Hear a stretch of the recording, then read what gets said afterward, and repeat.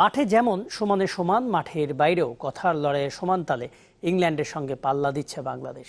বিভক্ত দেশের ক্রিকেট সংশ্লিষ্টরা বাংলাদেশ থেকে মঈন আলী আর ইংল্যান্ডে বসে সাবেক অধিনায়ক মাইকেল ভন পক্ষ নিয়েছেন নিজ দলের।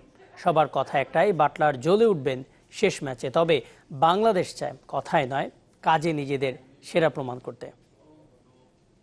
দল যখন অনুশীলনে, জস বাটলার নিভৃতে মনের কোণে বিদ্বেষের যে বারুদ জ্বলছে, অনুশীলনে তা শীতল করতে রাজি নন ইংলিশ অধিনায়ক। বাটলারের অভিমানী আচরণের কারণ ব্যাখ্যা করলেন মঈন আলী।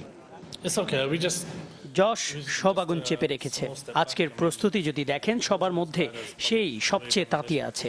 বাইরে থেকে দেখে তাকে যতটা মনে হয় সে ততটা নরম নয়। মাইকেল ভন বিবিসি রেডিওকে দেয়া সাক্ষাৎকারে বাটলারেরই পক্ষ নিয়েছেন। বাটলার ধারণার চেয়ে বেশি জ্বলে উঠবে। সে তার আবেগকে নিয়ন্ত্রণ করে বড় কিছু করে দেখাবে।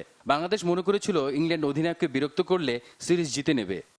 ট্রেভর বেলিস আরও আক্রমণাত্মক। শীর্ষদের প্রতিবাদী হবার সবুজ সংকেতই যে দিয়ে দিয়েছেন ইংলিশ কোচ। আমি ম্যাচ রেফারির রিপোর্ট পড়িনি, তবে কার জরিমানা হয়েছে, কে সতর্ক হয়েছে, তাতেই মনে হয় ঘটনা সম্পর্কে ধারণা পাওয়া যায়। আমরা কখনোই পিছু হটব না। স্টোকসের সঙ্গে তামিমের তর্ককেও রং চড়াতে ছাড়েনি ব্রিটিশ গণমাধ্যম, কিন্তু মাশরাফির চোখে আমি কারো দোষী দিতে চাই না, বাট যদি তামিমের দোষ আনা হয় আমি বলবো যে আমরা ভিডিওটা দেখেছি, আমি তামিমের কোনো ফল্ট পাইনি। দলের লাগাম ছাড়া উল্লাসের দায় অধিনায়ক হিসেবে নিয়েছেন মাশরাফি। 16 বছরের আন্তর্জাতিক ক্যারিয়ারে অনন্য নজিরে ব্যথিত তিনি।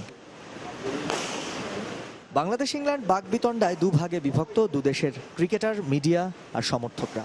সেটা কতটা বদলে দেবে তৃতীয় ওয়ানডেকে? সামিউল টিটু, চ্যানেল 24, চট্টগ্রাম।